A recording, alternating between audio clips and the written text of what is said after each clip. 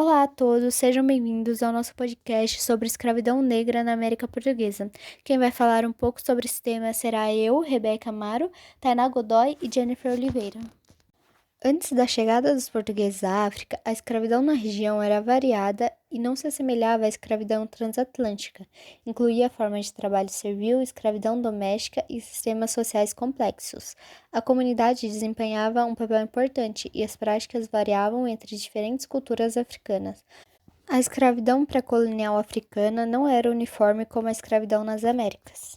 Agora vamos falar um pouco sobre quais eram as razões religiosas da escravidão negra. Bom, podemos dizer que a escravidão negra não teve razões religiosas intrínsecas, mas a religião foi usada para justificar e legitimizar a escravidão, principalmente pelo cristianismo, que foi interpretado seletivamente para apoiar a subjugação dos africanos.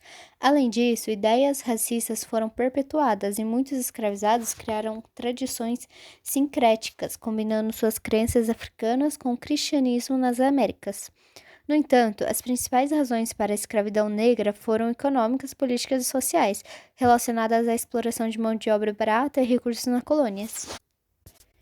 A escravidão negra tinha uma dupla função econômica: impulsionar a produção de riqueza nas colônias, fornecendo mão de obra barata, e gerar lucro para os proprietários de escravos, que se beneficiavam do trabalho dos escravizados sem pagar salários.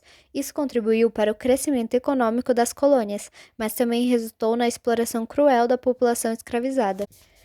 A diferença entre a escravidão feita por reinos africanos da escravidão realizada pelos portugueses é que a escravidão praticada por reinos africanos antes da chegada dos europeus tinha motivações diversas e não envolvia o mesmo escopo brutal da escravidão transatlântica, realizada pelos portugueses e outros europeus durante o período colonial na África. A escravidão europeia visava principalmente o lucro econômico e era caracterizada por condições de trabalho extremamente cruéis em larga escala. Além disso, os europeus desempenharam um papel central na escravidão colonial, desde a captura até o controle dos escravizados nas Américas. Oi, vou explicar um pouco sobre o tráfico negreiro. O tráfico negreiro foi um comércio transatlântico de escravos que ocorreu do século XVI ao século XIX. Durante esse período, milhões de africanos foram capturados e tragos à força para as Américas, com o intuito de que trabalhassem em plantações de cana-de-açúcar, minas de ouro e outros tipos de atividades econômicas realizadas na época. O tráfico teve início quando os europeus estabeleceram suas colônias nas Américas e necessitavam de uma grande força de trabalho para explorar os recursos naturais presentes na terra, desenvolver a agricultura e sustentar suas indústrias coloniais. Os africanos foram visados como alvo de mão de obra devido à sua resistência a doenças tropicais, experiência na agricultura e o alto lucro. Essa atividade na época era considerada um mercado ou uma atividade econômica, realizada em etapas. Se iniciava com a captura na África, onde os africanos eram capturados em guerras, sequestros, emboscadas ou por acordos e levados ao centro de comércio para aguardarem até seu transporte. Após, os comerciantes portugueses trocavam com mercadorias, como armas, tecidos e roupas, por escravos com os próprios traficantes. Então, os escravizados eram enviados a navios, onde o transporte era feito em condições extremamente perigosas e brutais, sendo uma viagem longa, dada que a travessia do Atlântico variava de acordo com a rota que era realizada pelo navio. Os escravizados eram então acorrentados com o intuito de evitar rebeliões ou fugas. Viajavam em navios superlotados com condições sanitárias péssimas, o que causava um local propício à propagação de doenças que logo os levava à morte, além dos maus tratos a que eram sujeitados, sendo físicos e psicológicos. Os sobreviventes eram então desembarcados na colônia e vendidos em leilões públicos para fazendeiros, proprietários de plantações, mineradores ou outros colonos que desejavam comprar. Os comprados eram submetidos a trabalhos brutais, tratados como propriedade de seus donos, vivendo em condições de vida extremamente precárias e sujeitos a espancamentos e castigos físicos. E, quanto mais a colônia se desenvolvia, mais a população escravizada aumentava. Até o dia em que foi criada a Lei Eusébio de Queiroz, em 1850, que proibiu o tráfico negreiro, e posteriormente também a criação da Lei Áurea, em 1888, que aboliu a escravidão por completa. A escravidão foi um regime de trabalho repressor e desumano que durou mais de 300 anos. O cotidiano dos africanos nos engenhos não era nada fácil. Enfrentavam longas jornadas de trabalho extenuantes sob o sol escaldante, além de sofrerem violência física pelos capatazes, incluindo açoites, torturas e mutilações. As condições de vida eram absurdas, onde a higiene era precária e não havia acesso a saneamento básico, deixando-os expostos a diversas doenças e facilitando a propagação de epidemias.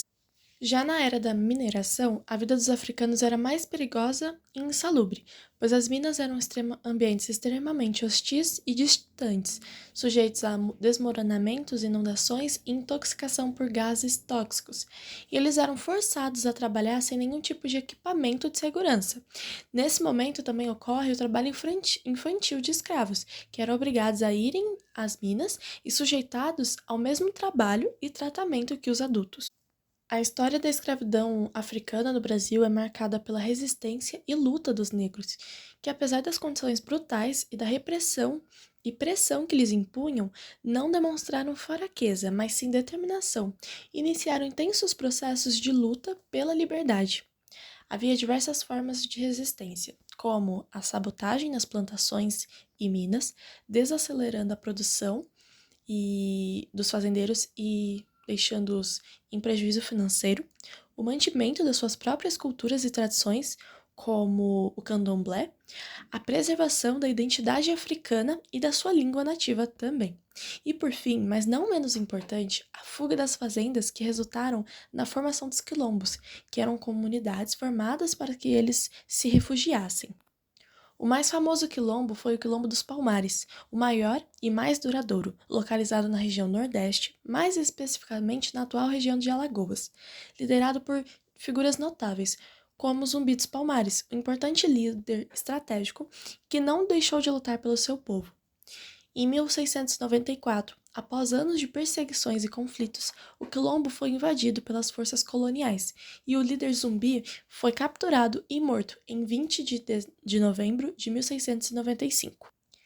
Em 1888, foi assinada a Lei Áurea, que colocava um ponto final na escravidão, não por clemência, mas por pressão externa e resistência africana. No entanto, até hoje vemos as marcas da escravidão de negros na sociedade brasileira, como o racismo ou o fato de negros e até mesmo os indígenas que iniciaram o processo de escravidão, que se concentram nas camadas mais pobres da nossa sociedade, a marginalização dos indivíduos dessas etnias até hoje.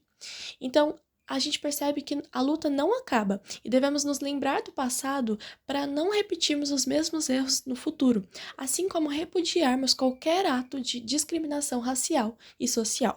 Bom, gente, foi isso um pouco sobre a escravidão negra na América Portuguesa. Eu espero que tenham gostado. Muito obrigada pela atenção e até a próxima.